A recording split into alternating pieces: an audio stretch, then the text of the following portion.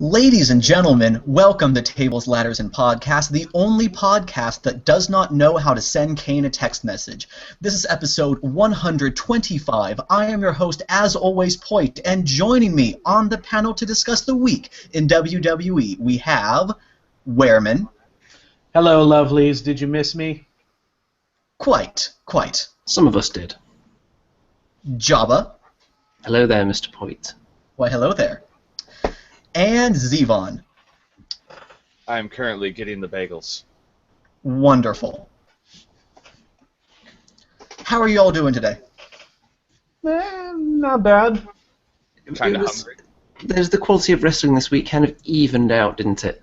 Yeah. It started off on a high, and then it took a substantial dip round about Monday evening kind of time, didn't it?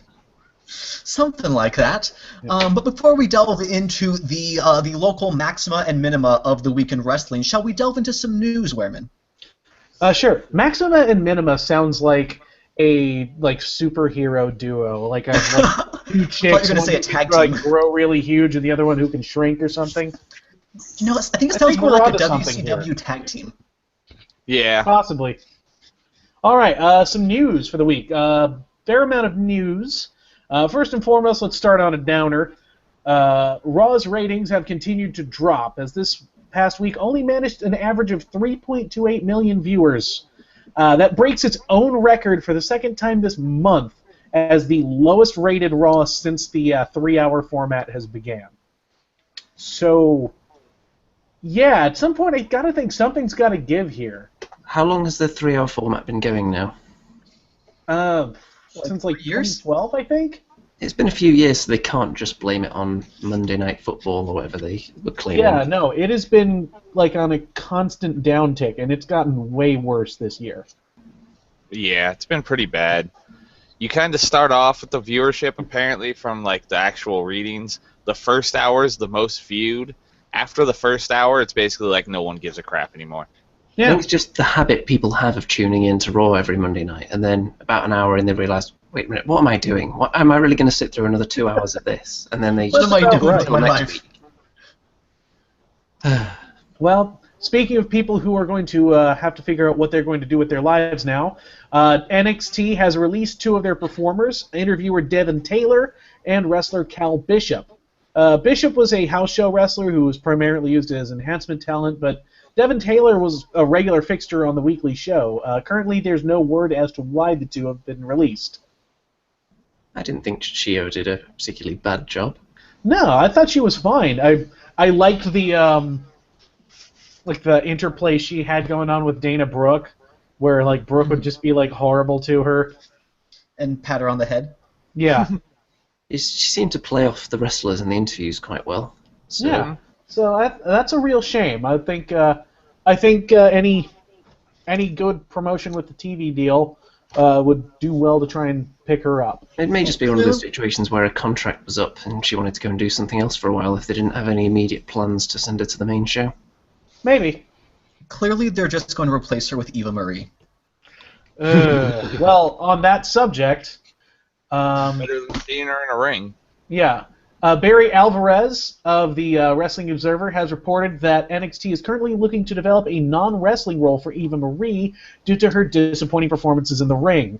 Allegedly, she had initially been high on the list of potential candidates to face Bayley for the women's title, but that's just not happening anymore. Didn't she already have a non-wrestling role?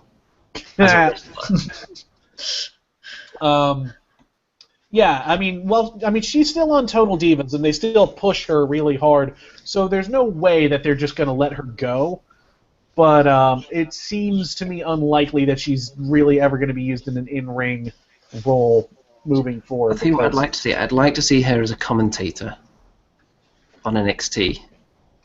Can you imagine how Corey Graves would deal with that? Oh, gosh. Oh, God. That would be amazing for a couple of weeks at least. A couple other bits of news. This is actually pretty tragic. This past Saturday, Kelly DeMott, the daughter of WWE's former head trainer Bill DeMott, was killed in a head-on collision. The driver of the other car, identified as Keith Pumphrey, is currently in critical condition. According to the authorities, the investigation regarding the crash is still underway. Charges are still pending. So it happened at like 12:30 a.m. So it was like right after midnight. Apparently, the other car veered into her lane and hit her head on. It may have been a DUI. It may have been something else, but it's kind of horrible. It's rough. Not Yeah. much more we can say about that. But Yeah, I mean, Bill DeMott, condolences and our thoughts and everything go out to the DeMott family and what everyone. is Bill DeMott doing at the moment? Other than I've seen that he's had something going on YouTube on Vixo's YouTube channel. He's been doing Yeah. something. I think that's pretty much all he's got going on right now. Probably just was planning to keep his head down for a while until the incidents, shall we say, either blew Yeah. over or he was able to move on to something else, I imagine. Well, a little bit of other news. According to PW Insider, Leva Bates, better known as Blue Pants, may be done with WWE for the foreseeable future. Since her role was only meant to put over signed talent, the fact that she got over with fans and continued to work without signing a contract seemed to put her at odds with a lot of the backstage talent. At least that was the rumor.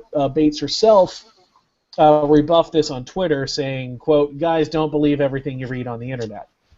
However, according to all reports, NXT currently has no plans to use Bates anytime soon.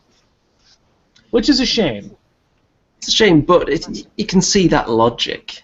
Yeah. She was a lot more over, but surely that should just say give her a full-time deal and do something with her.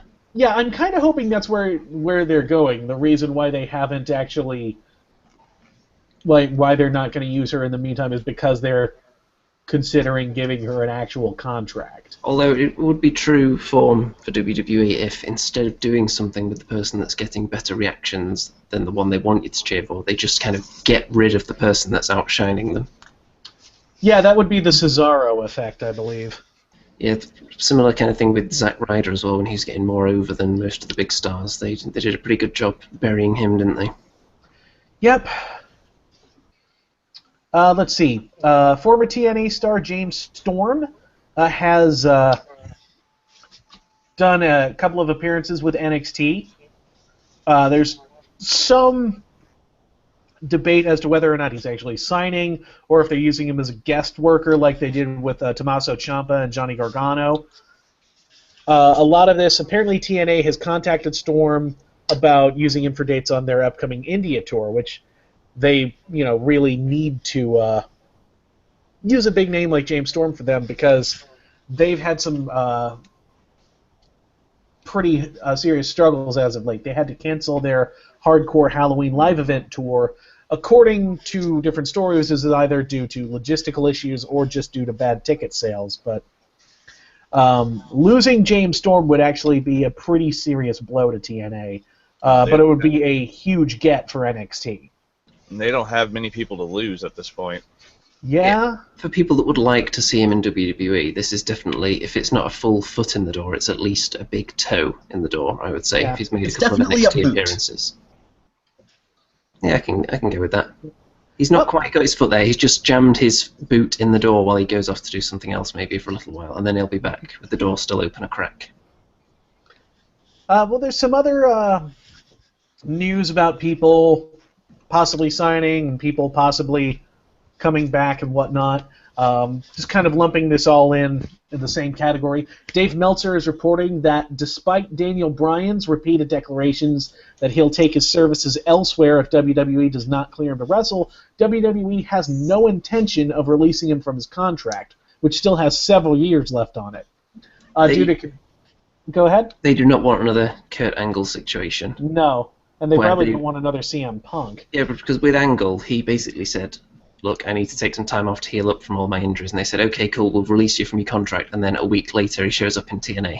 Yeah. So I don't think they want that to happen with Well, Daniel Bryan. there's another reason. There have been a couple of lawsuits against WWE from former wrestlers who have come back with reports of concussion-related injuries, saying that WWE isn't taking care of their talent, and so they are being very, very, very protective of Bryan to protect him, obviously, and to protect themselves legally.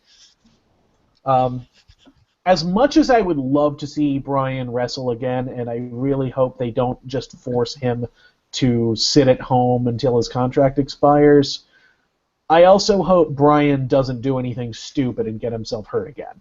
So, we'll He see. doesn't seem like the kind of guy that would rush to get back too soon. Because I mean, we saw him do that this year, so... So hopefully this encourages him to take the necessary time to make sure he is actually a real 100%, not just 100% as claimed by the 5th Doctor that he's seen that week. Yeah. When none of this would actually clear him. Hopefully it's for real. Yeah. Well, I mean, from what I've heard, he's been to neurosurgeons that have said yes, and WWE's house physician is saying no, and so they're in talks with going to get a third guy to kind of be a tiebreaker. We'll see how it goes. I imagine them just getting into that arena full of doctors who are just doing like the dueling, yes, yes, no, no chance. Jesus. He's got like Schrodinger's brain at the moment. It's healthy and it's not healthy at the same time. Anyway, WWE has been looking for another Latino star to sign on to sort of fill the void that was left by Rey Mysterio and Alberto Del Rio. Rumors have stated that they have approached Carlos Colon, a.k.a. Carlito, for a potential in-ring return, but Carlito allegedly shot them down due to them not offering enough money. Also being considered to replace Del Rio, Alberto Del Rio. Yeah, since leaving the company, he went back down to AAA, became their the mega champion is actually what his title is there, and he's a recurring star in Lucha Underground. He's really kind of rebuilt his brand, and WWE's interested in bringing him back on. No word yet on if Alberto's going to play ball, considering that he left WWE on really bad terms amidst allegations of racism amongst the company's top brass, especially Triple H. So, and Del Rio's he's spoken at length in some interviews about all that as well, hasn't he? So yeah, I'm sure that wouldn't have gone down too well. Yeah, he has not held back. So they probably are having to swallow a lot of pride to start going back to him. Do we know if the guy that was involved in the incident that tipped them over the edge and got him fired is actually still working there? I don't remember. I want to say he got fired, but I'm not sure. I think he was, but I can't say definitively. I'll have to look that up. No, he was fired. The guy Okay. that he... Yeah. Let's see. As reported last week, John Cena is going to be taking time off after Hell in a Cell. Rumors and speculation have been running rampant as to the reason why. Wrestling reporter Scott Keith has written on his blog that Cena may be using his time off to host a fitness-related reality show to be aired on Fox next spring. This is yet to be confirmed, though. So, I've heard a lot of different reasons, like maybe he's injured, maybe he's going to propose to Nikki Bella. John Cena is going to become the new Jillian Michaels. Oh, God. Well, if John Cena takes time off for other people's proposals, I think his own would warrant some time off, definitely. Yeah. I'm sure we'll get to that, though. But if John Cena's going to do a fitness-based reality show, potential name, what do you think about this? Rise Above Fat. Nah. I can see you, but you can't see me. It's where he just shouts at him with a megaphone in a room above all them. I wouldn't be tuning in. Yeah. What about you guys? A John Cena hosted fitness show isn't exactly top of my wish list at the moment for TV. Yeah, viewing. nothing about that sounds like pretty good sure. television. Pretty sure just John Cena on TV is something we can all do a few months without. Unless they recap it endlessly on Raw and SmackDown. I don't know. Oh, gosh. Maybe we'll get 3 more months of Seth Rollins and Kane. Remember 7 weeks ago when John Cena left? Just like we showed you 6 weeks ago. I wouldn't be surprised. And the entire time we'll just get nothing but video packages of John Cena's coming back. SmackDown is just going to be a recap of John Cena leaving, and then Yeah. the video package of when John Cena is going to return. That's an entire SmackDown telecast. Yeah, it's going to be like the Y2J counter from when he first debuted, except it's just how many days till John Cena comes back? A Cena How clock many days in the until corner we of the can see screen. him? At all times, it's just there all the way through the show with his hand rotating around the clock like that. It's like the old kitty cat clock where like its tail would swing back and forth. It's just its face tick tick tick tick. Anyway, News. just a couple more things. After suffering a freak shoulder injury that took him out of the action for several months, Sami Zayn has been cleared to wrestle. Interestingly, Sami won't be making his in-ring return on NXT, or even on any WWE show for that matter. Instead, he'll be doing guest appearances for upcoming Evolve events this weekend, backing up Triple H's statement that they are going to help the independent promotion thrive as their new feeder program. Hopefully, this means that he's going to, use the Evolve shows to kind of shake off his ring rust, and he should be back on TV pretty soon. And not a moment too soon, I might add. Yeah, it's been too long, definitely, hasn't it? Oh, yeah. NXT has kind of done fine without him, but Raw really needs somebody of Sami Zayn's caliber. That's not to say they're going to use him. It needs someone like him to come in and lose to Kane. I can see them using him to, chase to the the Big Show? Well, I can see them using him to chase Kevin Owens' Intercontinental title, which I'd be fine with, because every time Kevin Owens and Sami Zayn get in the ring together, it's phenomenal. But I don't know. Every time I see someone from NXT go on the main roster now, I just fear for the worst. Some good news. Oh, go ahead. The big news. TMZ reported, of course, this week. Rusev and Lana, real names Miroslav Barniashev and Catherine Perry. Sorry. No, it's Catherine. Have gotten engaged, so that's cool. Congratulations. Yeah. Yeah, I'm sure we'll talk at great length about how that's screwed up the storyline we wanted desperately to be screwed up. I somehow almost feel like they did it on purpose. Like what can we do to torpedo this fucking thing? I hope so. Just why? Why? I don't care. So is that the end of our news? That's all the news this week? I've got. I have one bit of news. Sunday evening, Jonathan Coachman sent out a tweet saying that 48 hours hence there would be some WWE-related thing on ESPN. Tuesday evening was the first from what seems to be will be a weekly WWE segment airing on SportsCenter. This first one being an interview with Seth Rollins. I'm kind of surprised that they're doing that. Yeah. Especially since for years and years and years, Vince and company have tried to distance themselves from the sports world. It's mainstream exposure, though, isn't it? Yeah. Yep. There's always that. They don't like shying away from that. Is the coach going to be heavily involved in all of this? I believe the coach is the one who runs the weekly segment. Well, there you go. Well, that makes sense. They did do that documentary on NXT earlier this year, so... Or was it late last year? I don't remember. But they did do it in the past. Yeah, they did a WrestleMania thing this year. Okay, yeah. If it gets more critical mainstream eyeballs on their product, maybe they'll up their game. Maybe, but I doubt it. Yeah, I have serious doubts about that as well. Mm-hmm.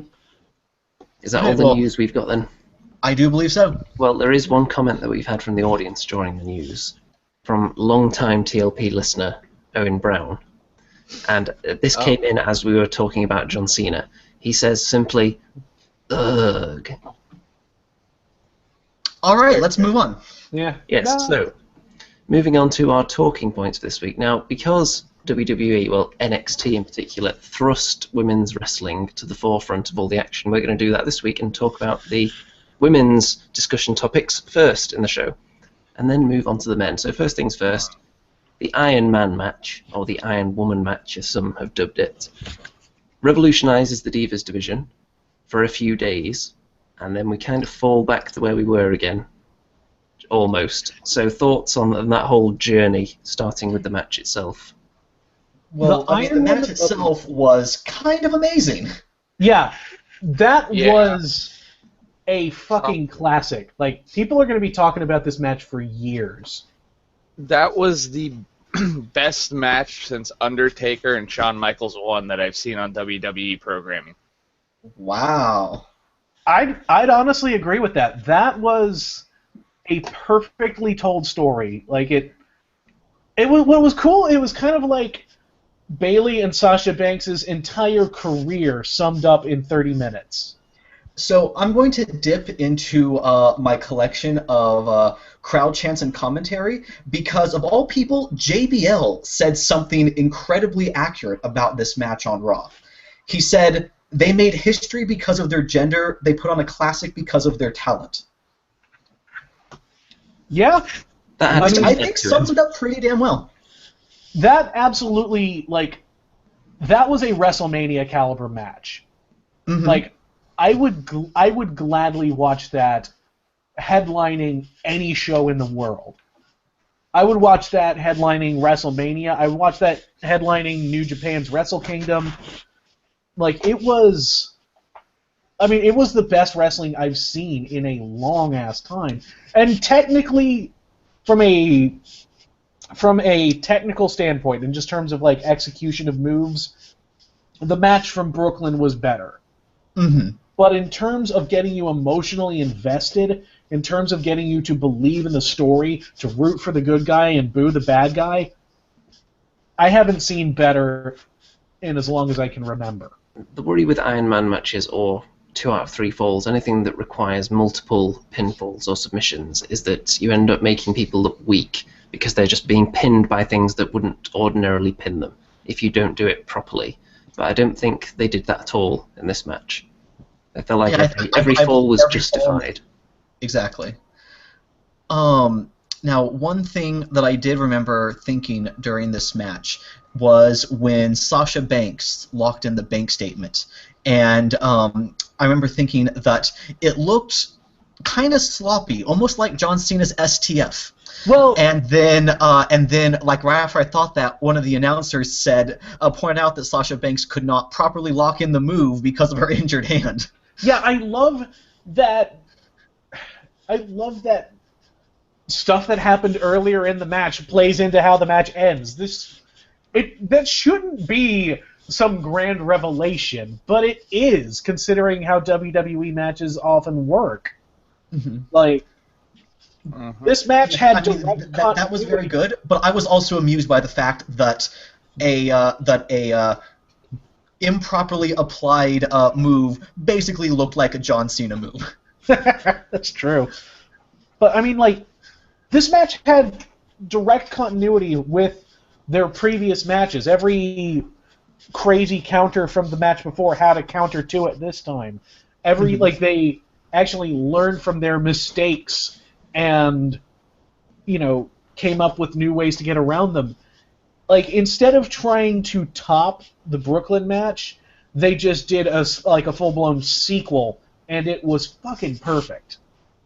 Like, I've seen people online bitching and moaning about the fact that they did another curtain call. Like, that they got, There was a difference between the 2 curtain calls. One was just them. One was everybody realizing what was happening in the back, and the entire roster curtain calling them. When's the last time that ever happened on the main roster or any other roster in general? That's a different scenario. I mean, yeah, I saw people. Okay, wait. Are we calling the when the roster came out on the stage to applaud them a curtain call? Yeah. Well, I mean, like, okay, I saw Forbes ran this fucking article about how I can't take women's wrestling seriously because they cry after every match. Like, first of all, fuck you. Second of all, the entire roster was tearing up. Like, if you look at, like, William Regal's face when he came out to present Sasha and Bayley with the flowers and everything, he could not hold it together. And another thing is, in other places like Japan, they ceremoniously present people with flowers. Yeah. So it was like a good idea it took a mixture of multiple cultures with what happens. They did it with, what was it, Kevin Owens and Finn Balor. Yeah. Well, that match was in Japan, right? But Right. what's the problem with taking something like that, using it properly, and just because it's women now it's more pageantry than needed? In legitimate sports, people get handed flowers all the time for ceremonial reasons. So it's not just they're women, therefore they get flowers because they're pretty. Exactly. Yeah, and on the subject of them doing it all the time, they did it twice in 3 months. Once because Bayley finally accomplished something that she had worked 2 years to finally accomplish, right? That she had won the title, she had proven she was every bit as good as the other 4 horsewomen. That was a huge deal. This match, it was a match that, again, like I said, people are going to be talking about for years. B, this was them saying goodbye to Sasha Banks. Mm-hmm. Like, realizing it, that was basically the end of Sasha Banks as we know her, considering the fucking wasteland she's going to now. The difference between that match and the previous one, the way that ended, it felt like the first one, they did kind of break character, the 4 of them all kind of hugging. At the end of this one, there was nothing that either of them were doing that you could take as being out of character. It was like some people were consoling her because she'd just lost a huge match. An average viewer watching, that's what they see. Though after the cameras went off, apparently Sasha Banks gave her flowers to Izzy. Yeah, I'm sorry for the headband.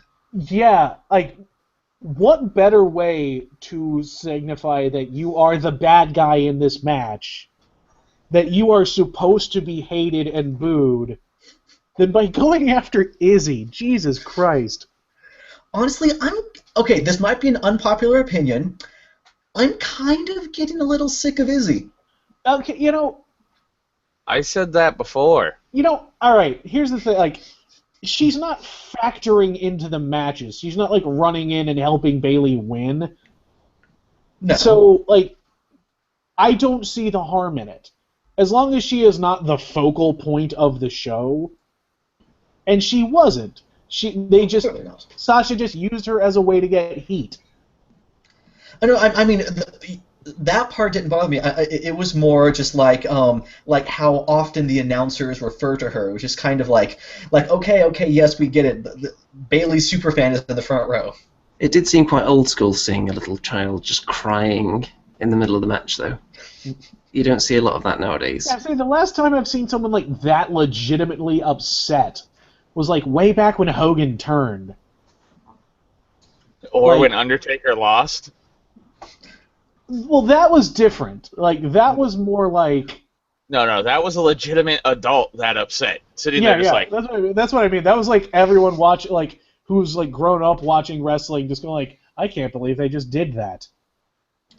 Here's an idea for you. How about in a few years' time, Bayley is the Divas champion, WWE. She's been champion for months and months. She's defending the title in a cage match. She's about to escape. The lights go out.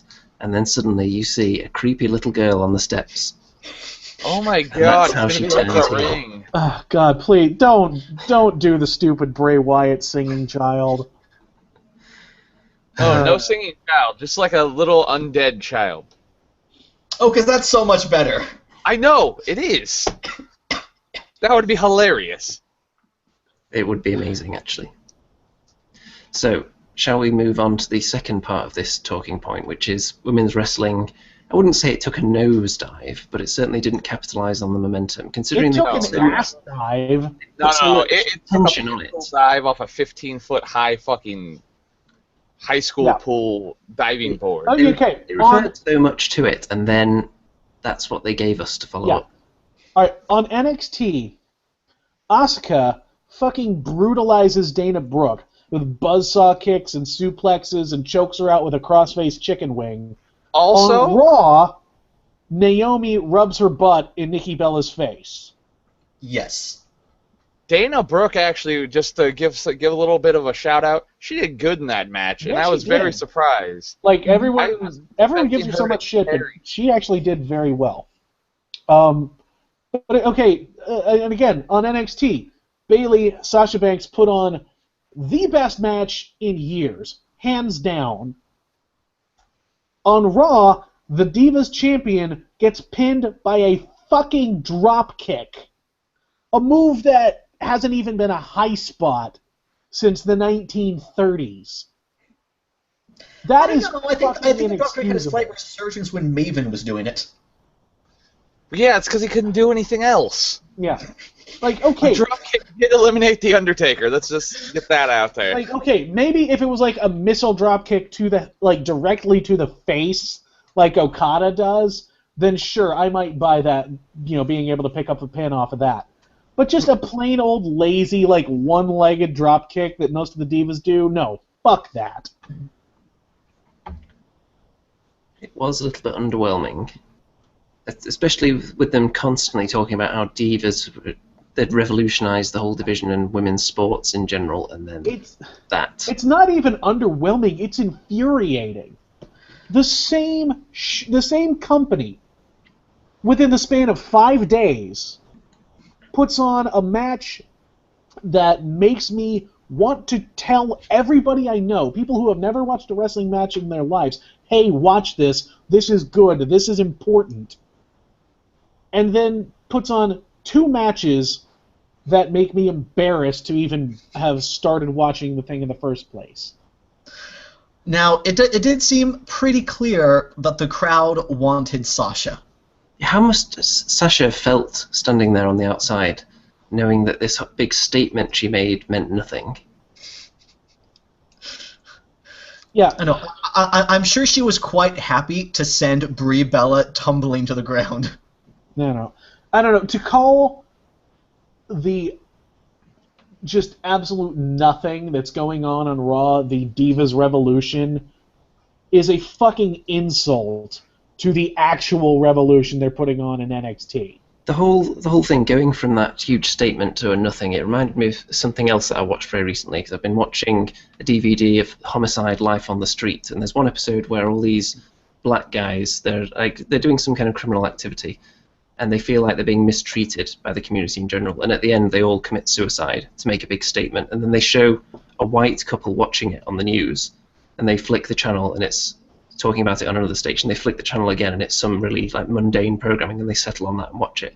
And it made the point that you can make this huge statement thinking you're going to change the world, but ultimately you might not change anything if people just don't care.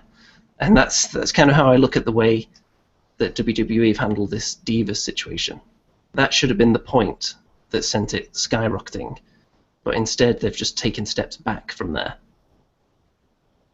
Well, as long as they keep putting it in this little corner where everybody is having the same one storyline, where it's 3 teams are fighting and some of them are jealous, then it's never going to get anywhere, because none of them have personalities, none of them are put in interesting storylines. The matches are fine, apart from the stupid finishes, but yeah, you know a way to save this whole thing? Have every one of the NXT divas just turn on the rest of the chicks, and then just have it be like a civil war.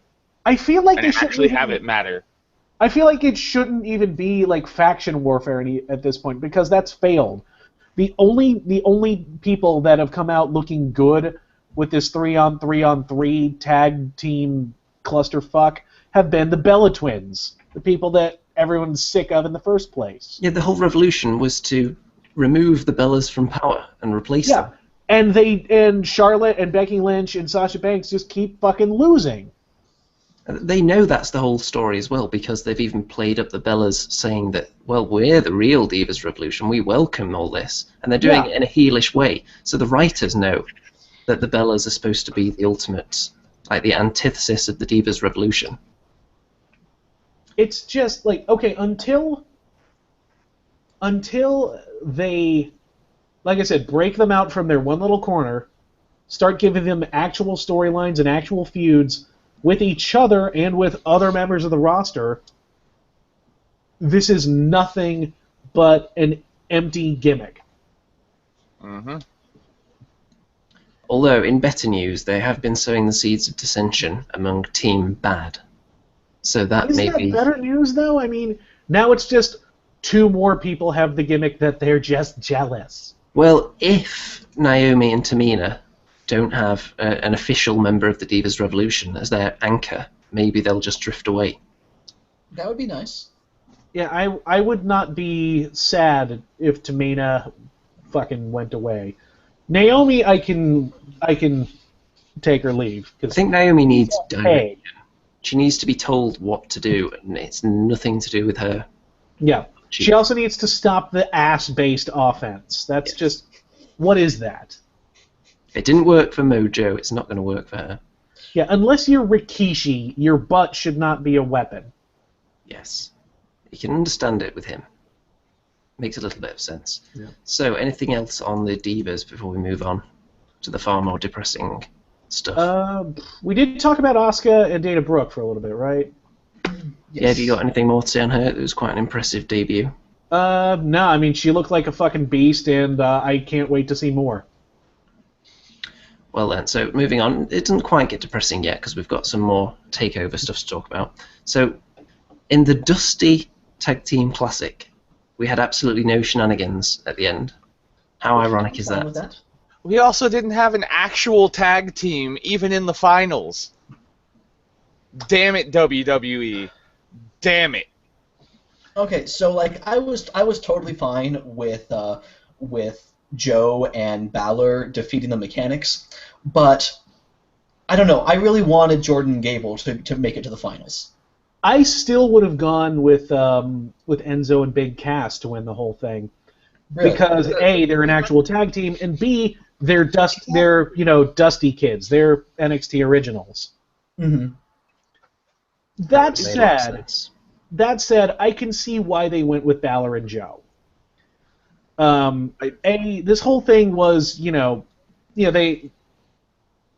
wanted to have a great moment where you could have, Dusty Rhodes' family come out and commemorate the dream and all this, and it made sense for the good guys to come out on top. It made sense for the 2 biggest, most popular faces on the show to take that.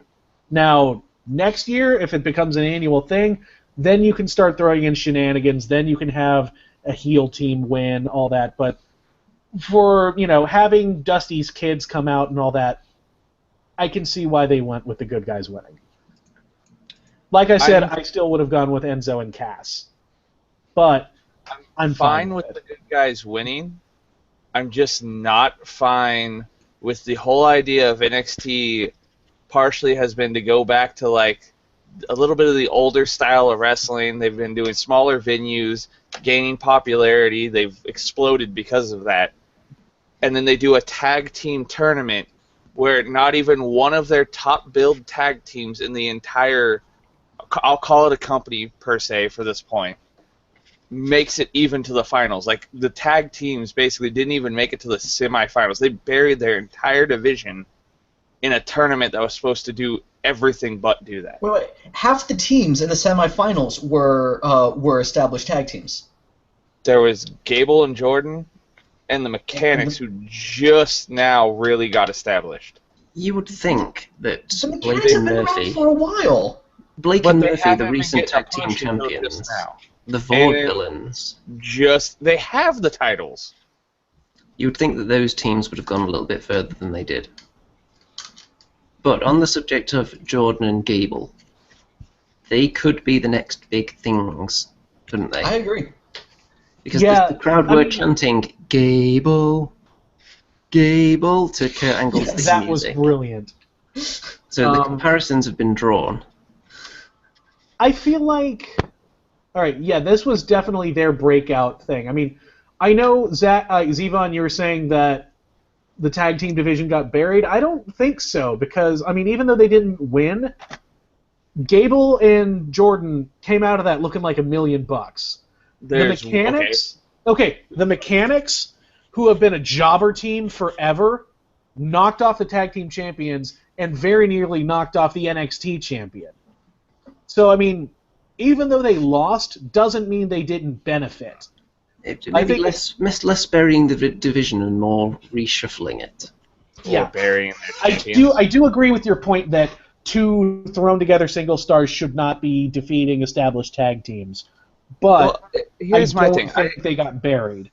I don't mind that Joe and Finn Balor won the tournament. That's okay. My point was there needed to be an established tag team to compete with the 2 of them. I agree. That would put over how well they formed a tag team together. That would make more sense. I think they should have fought the Mechanics in the finals instead of the semifinals. I would have done basically.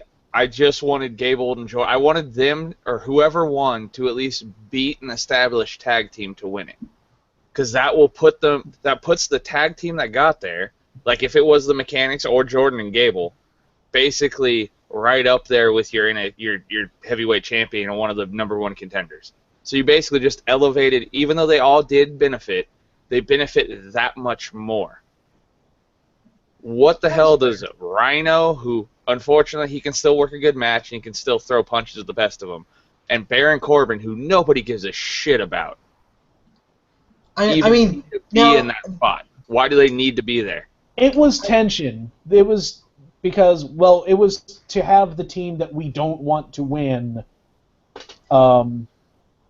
with the knowledge that they might be in the they're I don't know. But did you really did a lot of the fans? I mean, the Mechanics were working heel. I mean, even Jordan and Gable were working heel for the most part until they got so over that nobody gave a crap. They're working heel, but the NXT crowd are just going to root for whoever they think is actually a better performer.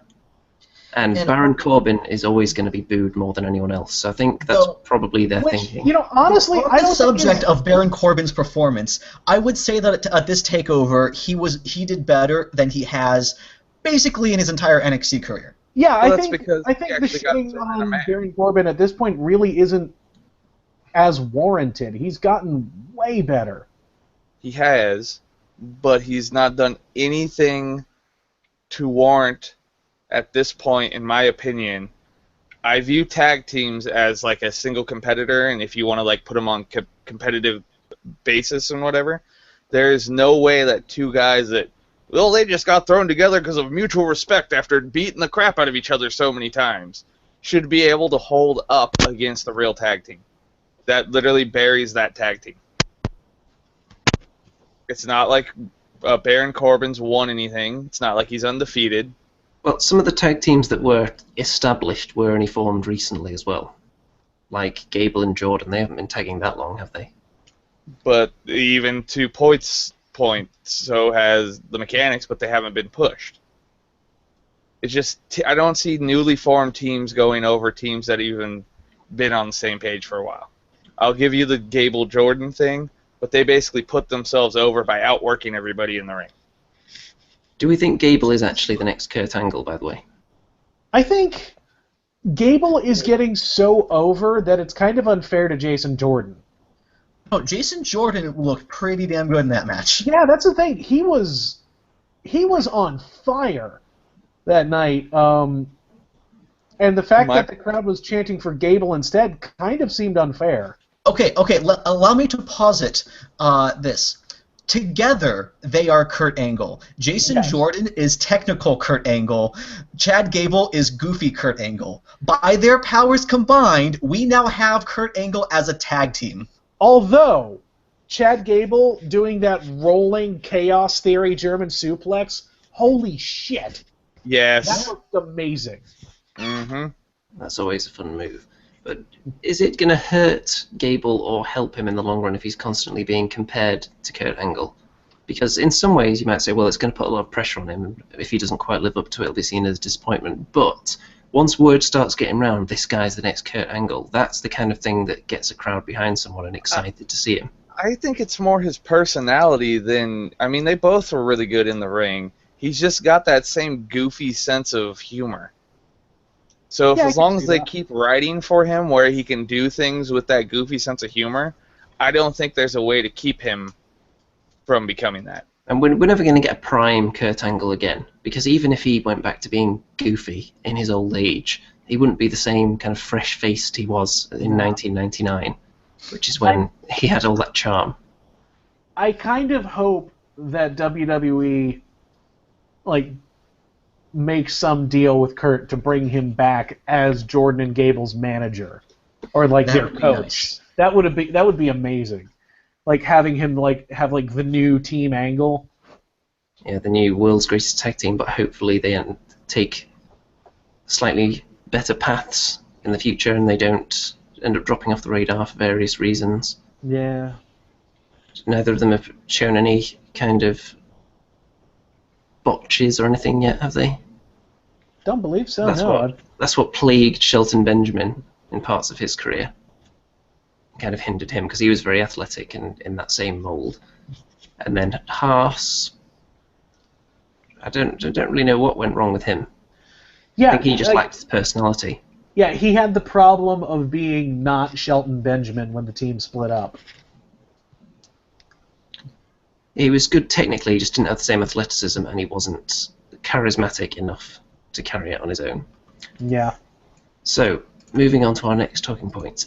Now, Apollo Crews, when they give someone this kind of push, it usually results in the crowd turning on them. What is stopping the crowd from feeling that way towards him right now? Why haven't the crowd realised that he's being overpushed and he's too squeaky clean and turned on him yet? Perhaps because he's charismatic and he's pulling out new moves in every big match he has. There's that. I think the NXT crowd always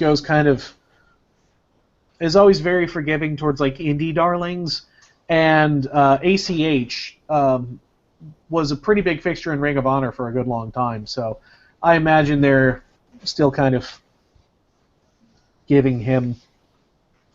What is praise ACH? for that was Apollo Crews' old ring name in Ring of Honor. Okay. What does that actually stand for? I do not know, because his real name is Wuhan Nation, which is a way better ring name than anything they could have come up with. It's weird that because he doesn't look like an indie wrestler, does he, with all that muscle on him? No, I mean, he looks like he was built to be a main roster guy. He looks like the kind of person they've just taken as a bodybuilder and put him in the ring, but when he starts actually performing moves, you can tell he knows what he's doing in there. Yeah. Yeah. So the guy, though, that he defeated, Tyler Breeze, continues to... Is flounder the right word, or is it just the fact that he really needs a win right now, and that'll put him straight back on the right track? I feel like... Oh, go ahead. I would say Tyler Breeze has found that mid to upper spot in NXT that they use him to legitimize other talents. I think he's kind of stuck where he's at. I kind of feel like they built up this whole thing where he's antagonizing William Regal, and Regal keeps putting him in these situations where he's going to give him a chance to shine, and Breeze keeps losing. I feel I think especially with the UK tour coming up, they're going to have a thing where Breeze goes after Regal, and that is his big win, where he takes on William Regal and just kicks his ass. Hey, Werman, I'm looking at Wikipedia, and this ACH guy is totally not Apollo Crews. Oh, well, what the fuck am I thinking of? I don't know. Okay, well, I'm just wrong then. Sorry. Oh. I don't know why I thought he was ACH. I think it's just because his initials were AC. But, Well, he's obviously very athletic, even if he's not a Ring of Honor guy. Yeah, But that no, is I mean- definitely not him. yeah. Sorry, guys, I'm totally wrong. Kind of like a 50-pound difference there. Yeah. Anyway, Tyler Breeze, I think, should have won this match. I'm not upset that...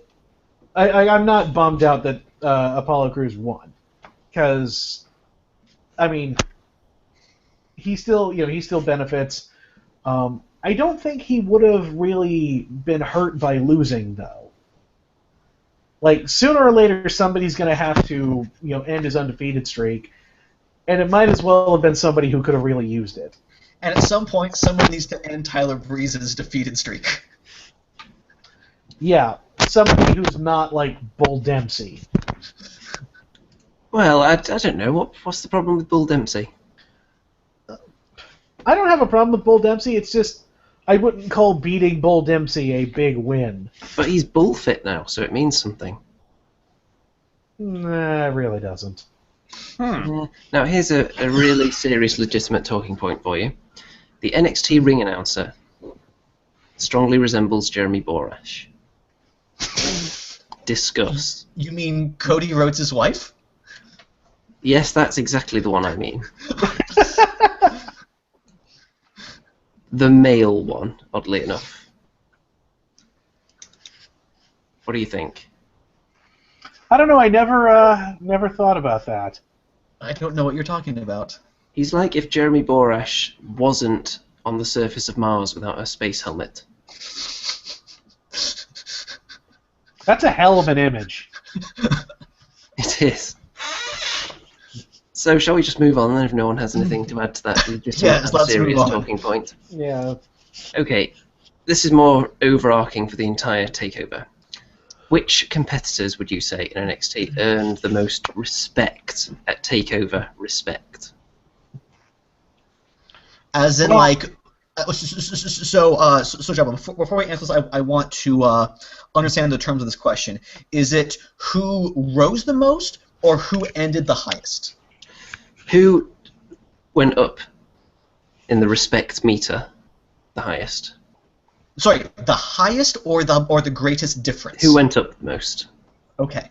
Who went from down here to up there? And if you want to just Great- say who so ended up greatest at the top, difference. regardless of whether they gained or not, then go for it as well. But in terms of gain, I would say probably Chad Gable. I would say Gable and Baron Corbin. Well, if you had him at like -50 before, and now he's at Yeah, 2. I'm saying Corbin had I think the biggest delta of anyone there. In terms of ending on top, I would say probably Sasha, because that's probably going to be her final NXT match, and that was a great way to go out. Yeah. Anyone else big gainer of respect in terms of either our eyes or just the audience in general? Asuka. Yeah. Gable, A lot- Asuka. I would say Dana Brooke. Yeah. She- I mean, How can I say this? She didn't do great, but she took her ass whooping well. yeah. Well, Dana Brooke, I kind of feel like is in the same position that Baron Corbin is in. They had a really bad start, and people just will assume now and forever that they suck and are horrible. And Well, like, to be even fair, so- we thought the same thing about Charlotte after her first month or two. yeah, Yeah, but Baron Corbin's been around a lot longer than a month or two, and he's just now getting it. Dana Brooke's been around a lot longer than a month or two. That's true. Keep in mind, there's a difference between how long they've been around and how long they've been on TV. You do have to give people time. I mean, originally we didn't think that Eva Marie was going to amount to anything, and look at her now. The sky's the limit. All read everything.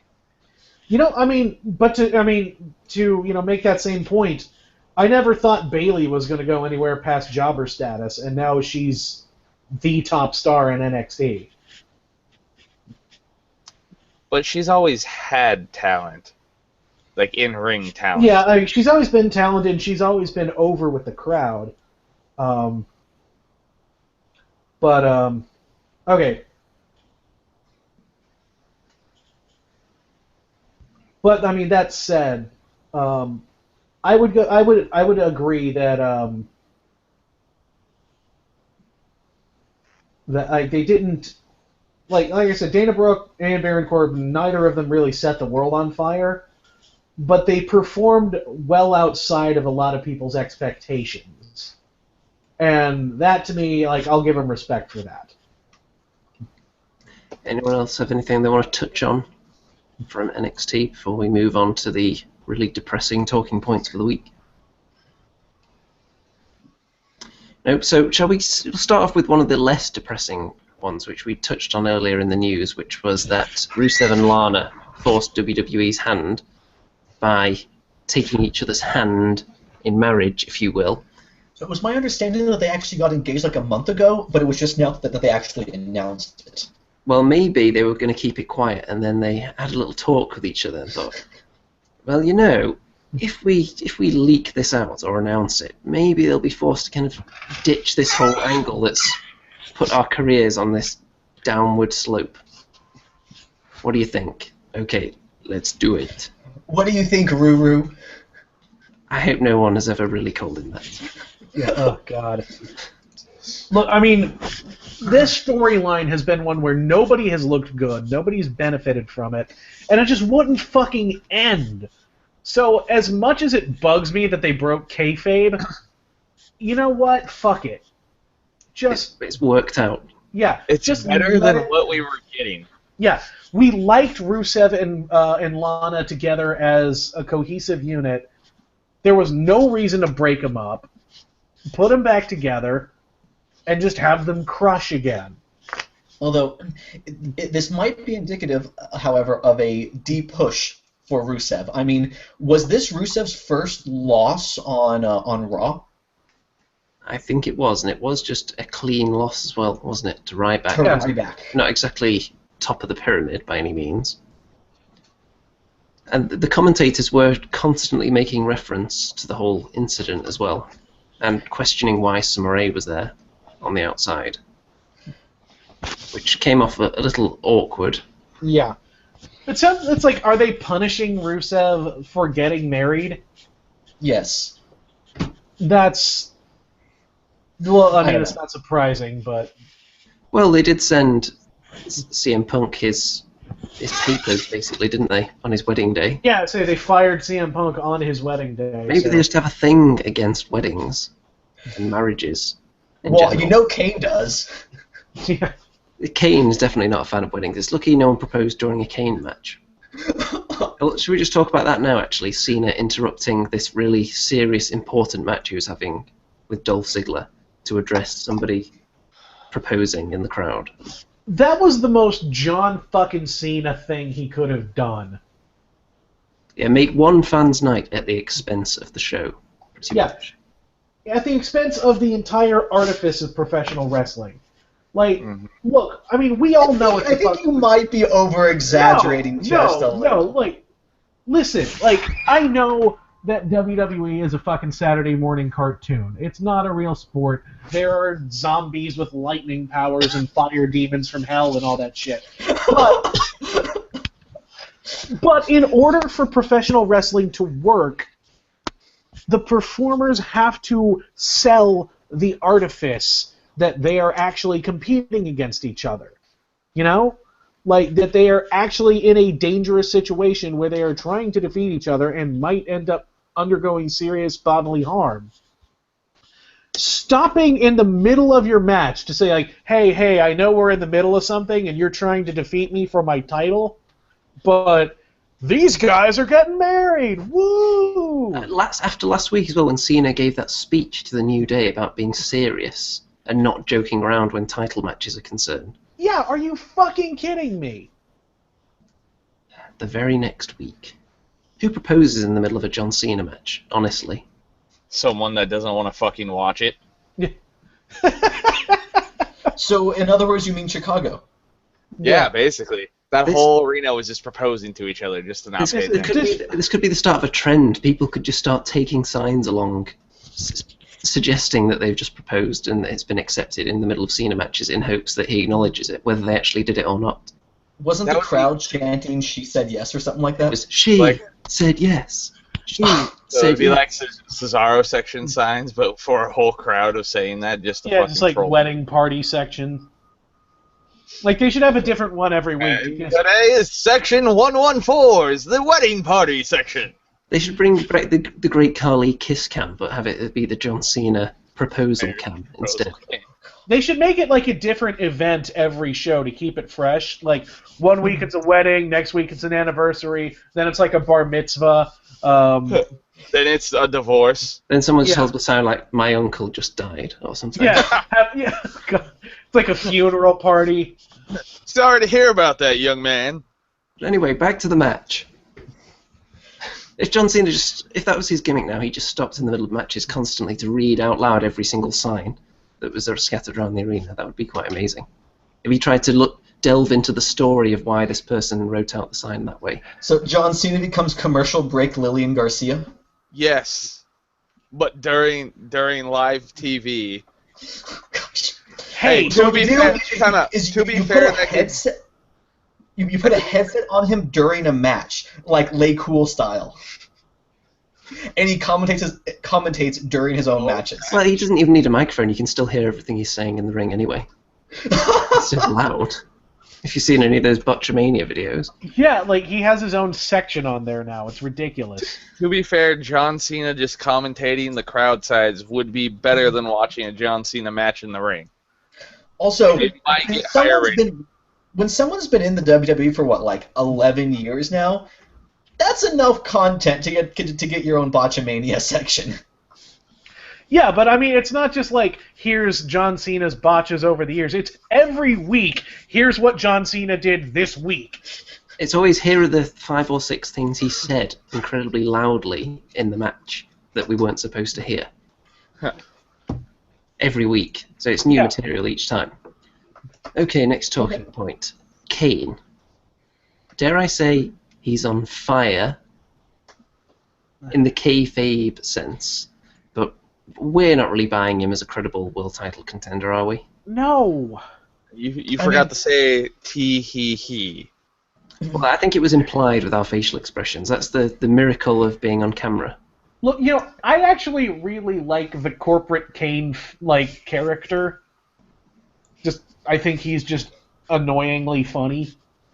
I'd like to take a moment to point out that Wereman looks like a guy who's about to give a death threat because it's so dark in the background. Yeah, hang on. Let me turn Gonna some give us lights on.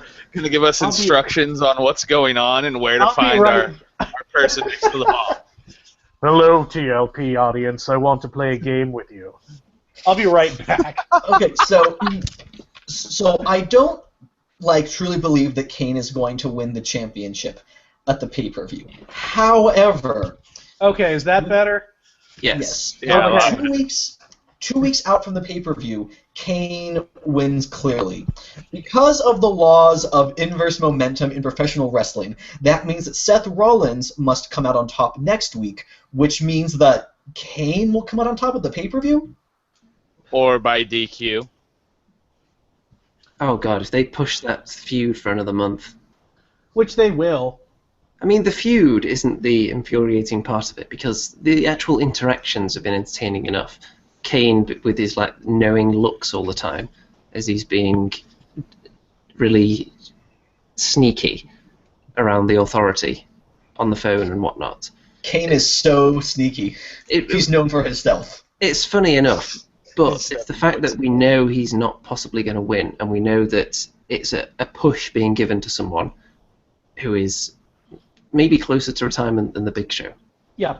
This is it's fucking 2015. Why is Kane anywhere near the world title at this point? Because he's 7 feet tall. Vince McMahon is him, that's why. Like I said, I like Corporate Kane as an on-screen character, but not as the #1 contender to the world title. He should not still be able to take on the entire goddamn roster and pin the champion clean. Even if it is a chicken shit hit champion like Seth Rollins who can't beat anyone. I see a lot of potential in Kane as a face authority figure, constantly stacking the odds to comical proportions against the heels when the Authority aren't there. But to put himself in those matches and to get himself towards the world title, that takes the edge off of it for me, because I'm not buying it.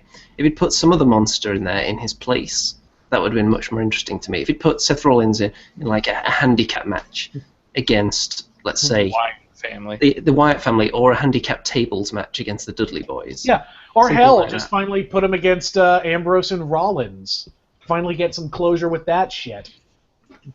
Reigns, but yes. Yeah, and now, whatever. Ambrose and what Reigns. if You know what I going to meant. fight himself Yes. and Dean Ambrose. Hey, That you would can be do amazing. that with video games and stuff. That would be amazing. Kane books Seth Rollins in a mirror match. So he has, Rollins versus fake Rollins. he has to pin himself, and then there's two referees run down and keep trying to raise each one of his arms because they can't tell which Rollins was being pinned. Well, it would be like that time Al Snow had to defend the hardcore title against himself, and so he just jumped through a table and the referee counted to 3.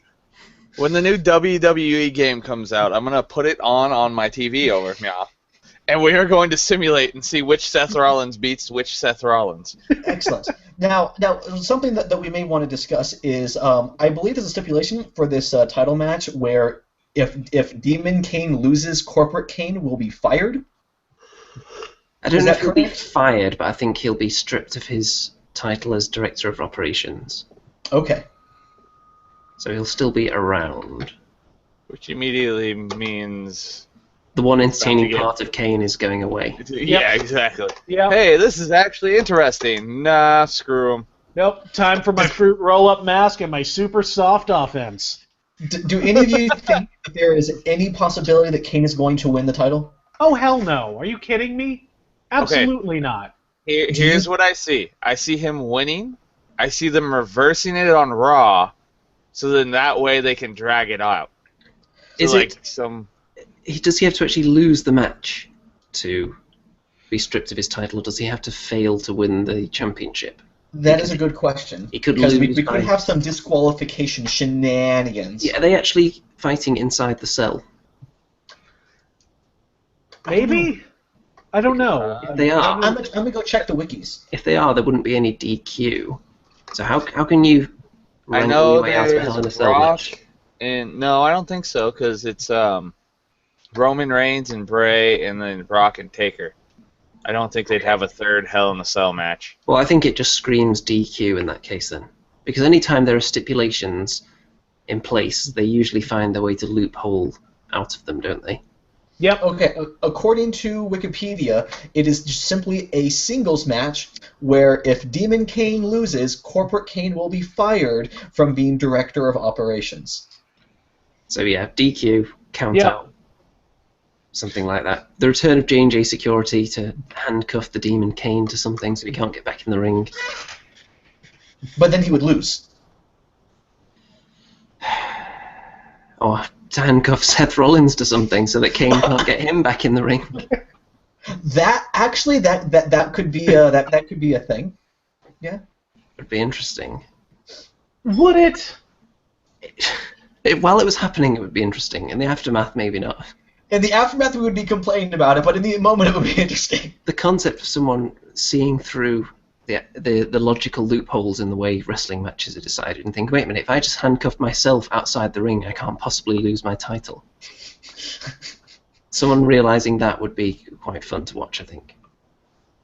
So, now, still on the subject of Kane. In this day and age, are we supposed to believe that the Authority have no other way of contacting Kane other than kind of grainy, distorted phone conversations? By the way, God. It is possible that they no feasible reason. Yeah, okay, so in the year 2015, the year of our Lord 2015, I don't think there's okay, whatever. whatever, we're using a character who has been around since the mid-1990s doing shtick from the mid-1940s. This was straight up fucking Abbott and Costello. They could have sent him a fax 2 decades ago. an email, a text message. Yeah, a fucking telegram, I don't know. Yeah, non-verbal communication isn't this new revolutionary thing. It's been No, I mean, instant like, for a a few while. decades ago, a fax would have taken, what, like a half hour to send? And he told them his plans quite early on in the show. Yeah, they Right. still had plenty of time. And they would have been watching the show, presumably, if they didn't catch everything that he said. Could have sent him something in like Morse code. A carrier pigeon probably would have got there in time. Yeah, smoke signals, I don't know. anyway. It's just a little bit annoying when they insult our intelligence like that. Unless the Authority were doing it on purpose because they still, for some reason, want to punish Seth Rollins, even though he's proven himself multiple times. WWE insulting the audience's intelligence? No. Is that the vibe you're getting from the Authority, though, that they secretly despise Seth Rollins? They've got sick of him. I was going to say they secretly just despise the audience. Yeah. That's not really a secret, is it, Mr. Poit? No. That's the way I think it's going, anyway. So, how about the fact that the New Day are carrying Raw on their back? Yeah? Yeah. I loved first of all, they saved that segment with Ambrose and Randy just putting everyone to sleep. I did very much enjoy what Big E said before they came out. Clap for the greatest thing going in all of WWE. That is the damn truth. Yeah, that promo at the beginning, though, was so bad. When Ambrose said, I'm not going to stand out here and go on and on and on, and then Randy's music hit and he just came out and basically said, don't worry, Dean, I will. I loved when Randy was like, I don't play well with others, and the New Day was like, are you fucking kidding me? You were in the Authority, you were in Evolution, you were on Team RKO, you were on Legacy. It was funny, then, kind of poking fun at his history, and he even smiled about it as well. Mm-hmm. Yeah. That was fun, though, but who would have thought that Kofi Kingston would be involved in one of the most entertaining promo groups in WWE? He's not letting them down either. Yeah. I mean, three guys who, this year at WrestleMania, I just wanted to see gone from the company, are now the best thing on the show and are being recognized as the best thing on the show. It just shows you that people are hasty to blame the talent, and that most of the time it's how they're used. If you use someone correctly, then by definition they will be entertaining. There is a right way to use everyone. Just look at the way EC3. If you know what you're doing, you can make anyone interesting to watch. Yeah. So, anything else on the New Day? They rock. Yeah, they were still fantastic. When the New Day came out, I think the crowd was actually chanting "New Day rocks." I think they were for the most part. I hope they don't do that too much, though, because if Vince says, "Oh, they love the New Day now, turn them face again," Don't I say. really hope not. Yeah. Maybe they need to make sure the audience just dial it down a notch. Don't let Vince know that you actually love the New Day. Just keep booing and secretly loving everything they're doing. I'm worried if they get too popular, they're going to end up getting the treatment that Damien Sandow did. I wouldn't wish that on anyone. Okay, so now we went from one horrible promo from Randy Orton, and how many minutes was Roman Reigns in the ring holding a microphone? It felt like about 30, but I'm sure it was closer to about 12. Haven't we learned our lesson? Roman Reigns is great when he's just there to have a really physical match and just beat the living Christ out of someone. Then he's amazing. When he's trying to talk, it is torture. And he has got better on the mic over the last year or so, but when you give him a really long promo, you could tell that he got lost and flustered in the middle of it. Well, I mean, especially when he's trying to match mic work with Bray Wyatt. And I know people give Bray Wyatt shit for a lot of his promos just being gaspy nonsense, but it's always captivating gaspy nonsense. Like Ultimate Warrior was. Yeah, I'm never bored listening to Bray Wyatt. I am bored out of my fucking mind listening to Roman Reigns. And you could tell in the middle of that promo, he just had no idea where he was, and the crowd were chanting boring, and that threw him off as well. Yeah. He just got totally lost. He needed help out there. When you give him a couple of lines, fine. He can deliver it, tell him to sound menacing, don't give him any jokes. But why would you give him a 10-minute speech to memorize? That's not in his skill set, especially on a live show. Well, you remember in 2012 when Brock first came back, and they had him cut this long promo about like how he's like above wrestling and all this going into his match with John Cena, and The it one was with a complete, Laurinaitis. yeah, and it was a complete disaster, and everyone hated it. That should have been their lesson. If you want a guy to be an intimidating badass, don't let him talk. Yeah, I think that was when Brock got backstage and immediately said, "Get me Paul." Yeah, that was the reason. Like, Roman Reigns needs a Paul Heyman. He does, or he just needs to be booked in a way that he doesn't have to speak. And when you're against Bray Wyatt of all people, you don't need to say much. The Undertaker feuded with him without even appearing once or uttering one word. Well, hell, in general, if you're like the big muscle, the hot tag guy in a 3-man group, which apparently they are again now, then you don't need to do a lot of talking. No.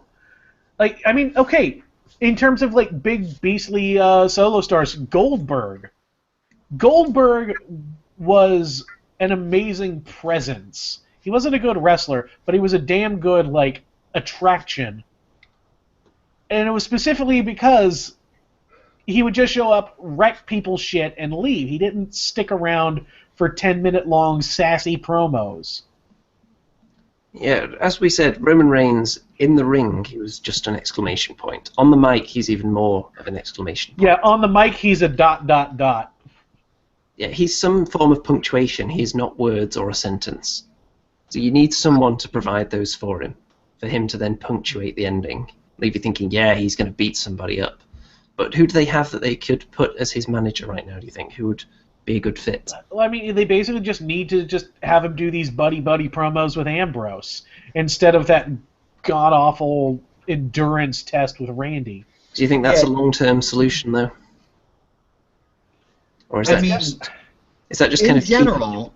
In general, like, in a 3-person group, assuming that Randy is like a permanent fixture of Shield 2.0. I hope not. Like, I don't know. In general, no one person has to do a lot of talking. Like, maybe one person is like the mouthpiece of the group, which can definitely be Ambrose. He could, but I don't think they want Reigns in that role. They do want him to be a top single star. Yeah. So eventually he's going to have to talk on his own. Yeah. I feel like Shield 2.0 right now is just to do damage control on Roman Reigns and Dean Ambrose, because the crowd just farted on Roman Reigns and Dean Ambrose was treated like a loser for so long. So they were teaching Roman Reigns how to ride a bike, and they took the training wheels off, and he started swerving all over the place for a few months, and now they've put them back on, and now he's all right again. I think, okay, now let's actually prepare him for this properly this time. So I think having someone more permanent to be put with him would be a good move. I don't think they will do it, but I think they should. Well, I mean, honestly, I feel like he just shouldn't talk, like, at all. He shouldn't be in this position where he's cutting these bad promos. He should be booked like Brock Lesnar or booked like Goldberg or Undertaker, where he just comes out and looks like a badass, acts like a badass, and fucking leaves. Even if he just comes out, gets on the mic, gets in a heel's face and just says, "I don't like you," punches him in the face. That would be entertaining. That's all he needs to do. He needs to be a man of few words, just a man of action. Hit first, ask questions later. Yeah. Or not at all, preferably. So the final, it's a bit of a minor talking point before we move on to the crowd chants and whatnot. Does anyone else really miss "yeah, yeah, yeah, yeah"? I do. I miss the Ascension as anything other than a jobber team. Like, they were never good, but they at least had something. Now it's just sad. Yeah, little did we know that when they were having all those squash matches on NXT for those years, that really they were just taking notes on what their opponents were doing. It's sad. Yeah. I don't think they're ever going to get back to the level they were. I think they're going to be released pretty quick, because just as pure from a wrestling standpoint, they don't have that much to offer. It's all about how you handle them.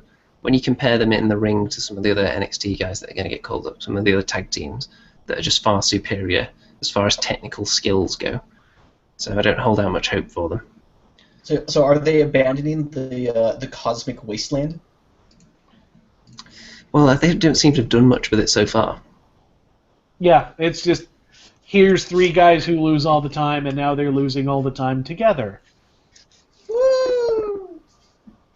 We'll see. So, shall we move on to our crowd chants and lines of commentary? We've already revealed a few of them that came up. Actually, all the ones I took note of have been sprinkled throughout the show, so Okay, I am tapped out. There is one Chad Gable chant that I was saving for this. It was when he was being beaten up and he was trying to make the hot tag, and the fans were chanting, "Save the Gable!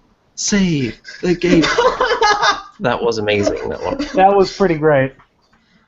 And let's see what else I've got. I've got a line from Michael Cole on Raw. Out of context, this is even sillier. But he said, "Who's the peasant now? Let him eat cake."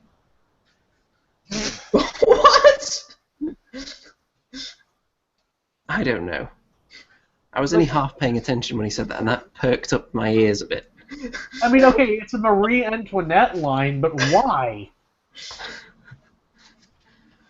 Okay, so...